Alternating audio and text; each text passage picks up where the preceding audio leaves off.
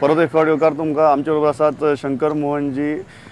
Sir, you have spent 2 decades in DFF with a wide experience in filmmaking, and now they have said that Goa is the permanent venue. How is Delhi looking at it? Is Delhi convinced that Goa is a permanent venue? Well, Goa is the permanent venue, and this has been announced by the minister herself. So there is no double thinking on that, or there's no way around that. But what Delhi is also expecting is the fact that, and Goa is also equally motivated about this, is the fact that, we need to have more infrastructure in terms of the festival, more theatres, complex, a bigger theatre for the opening and closing. So if these concerns, already the Goa government is addressing, and they are very keen to fulfill these concerns also.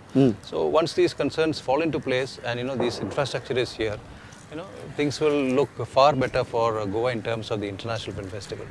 So, frankly speaking, was Delhi expecting Goa to be a step ahead as far as infrastructure creation is concerned?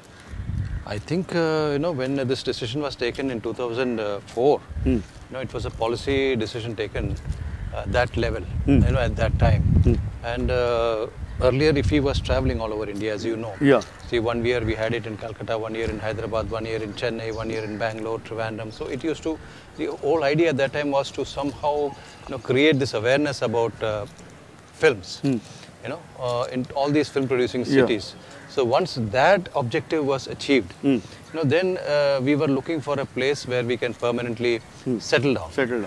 And at that time, the policy decision makers decided that Goa would be an ideal place. And that's how, Goa, the festival has happened in Goa. So, but infrastructure-wise, Delhi was expecting more from Goa in these 7 years. It has not happened. You have the Inox which happened at that time. Subsequent to that, they have built McVinnie's 1 and 2. But more needs to be done. This everybody is aware of. Not only Delhi, but even the Goa government is equally aware of this fact. So everybody is working towards that.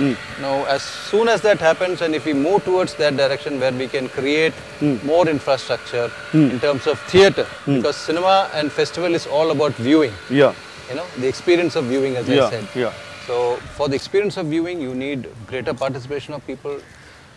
I feel if we can get the kind of infrastructure that we are looking at, in the next few years, if we can get it, Goa will be the mecca of the East in terms of film festival.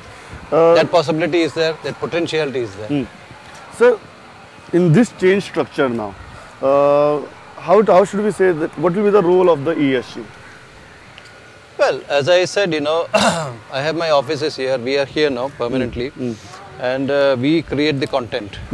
We are guided by a steering committee. Presently, it is headed by Mr. Mike Pandey, the very eminent wildlife environmentalist. He's, he's a 3-time winner of the Green Oscars. He's won several international awards. So he's the chairman of the steering committee, in which the Entertainment Society of Goa CEO is a member. The Secretary Culture is also a member from the Goa side. Plus you have very eminent filmmakers from all over India, including the Goa filmmaker Mr. Lakshmikant Chitranka. So it's a very comprehensive kind of a committee that creates a policy for the festival in terms of how the festival should manage itself. It's a policy making. Why I asked you this question is that a couple of years back, ESG started saying that they want more participation in IFFI, they want more control over the content. We don't see that happening. Is it a conscious decision? See, whatever is happening is a conscious decision. And once that conscious decisions are based on mutual discussions, each year we have a discussion. On both sides we sit down and we discuss, this is what we can take for this year and this is what we need to do for this year. So based on those discussions, we arrive at a mutually agreeable plan of action, which is then signed, the MOU is signed. So it is based on mutual discussions. So once that discussion takes place, it is not anything that is done unilaterally, either from this side or from the other side. So these are, very conscious decisions taken after prolonged discussions, looking at whatever is the availability on both sides. Maybe this year, X was available, Y was not available. Last year it may have been available, next year it may be available. So these are things that can vary. So for now, ESG will only look after the infrastructure and logistics of IFFI.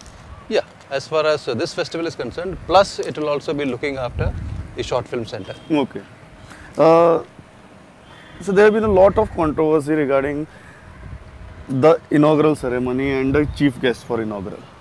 We are just 10 days away from IFFI, and still there is confusion who is going to inaugurate IFFI. What has happened? The chief guest is Shah Rukh Khan.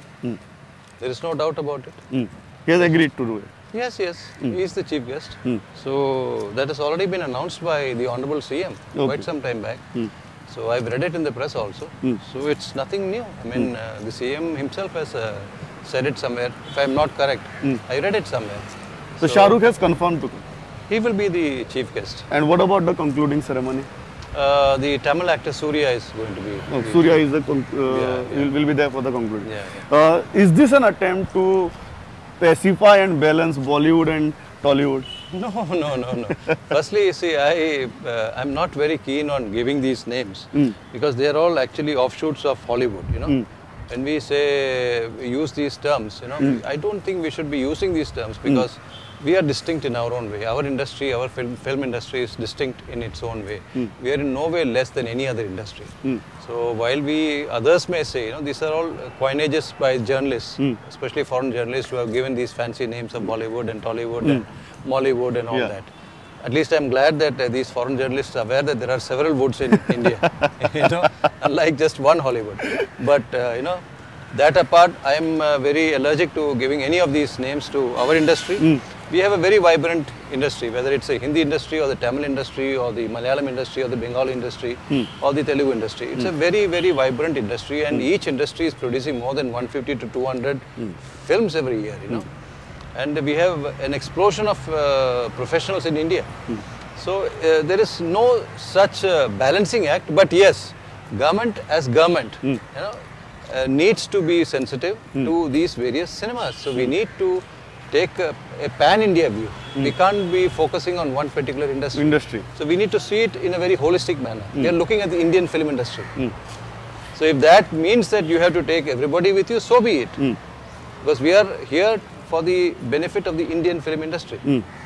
So when it comes to IFFI, all film industries have their own ego. And all those egos get reflected when you organize IFFI. And the person who is organizing IFFI, it's a real tough act for that person to satisfy all these egos. True. How tough is it for you while organizing this IFFI? You have a wide experience. You must have handled also these people before. But how difficult it is actually on field? See, when you are, it is like this, you know, this is a 11-day festival. And the logistics of this 11-day festival is enormous. It's not just me who is organizing this, you know. I am representing the Ministry of Information Broadcasting. On the Goa government side, the ESG is there. As I said, you know, they are looking after the infrastructure, we are looking after the content. So when two hands meet, you know, you get a namaste. With one hand, it is not possible. So these two hands, when it meets and works in synergy, then you have, you know, your atithis coming at the festival. Is it easy to satisfy the egos, high, mighty celebrities and stars?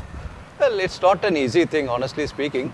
But if you just keep your cool and you know the purpose for which you are organizing the festival, if that is very clear to you, then these things should not matter. You should be able to take it in your stride. So last question, where do you see IFFI in 2015? We're taking over in 2011. 2015 is next mark in the next decade, in this decade. So where do you see IFFI next 4 years? 2015. 4 years down the line. Because you're taking over now. Certainly. Next year it will be full-fledged, and 2 years after that. Well, I would certainly look at the festival being branded and taken very seriously. And I said earlier, I hope and wish that the festival, the International Film Festival of India, is seen as the Mecca of the East, so far as film lovers and film professionals are concerned. And they find this venue to be, you know, one of the best places where they can come, visit, see people, meet people, do networking, and watch some of the most brilliant films that they will not get to see elsewhere in the East. In the East. So, yeah, जर आम्ही आयची मुलाखतांक सोपयतात खंय तरी Mecca of film festivals in east जावचे अशी एक मोख दवरल्या आणि ती मोख घेवन शंकर मोहन हांगा आयिल्ले आसा. So you you are busy. We know it's a very tough time, busy time, 10 days away. Still, you give this time to us and give this frank interview. Thanks a lot. It was Thank pleasure you so talking much, to you. Pradeep. It was my pleasure also. Thank Thanks you a so lot. much. Thanks a lot.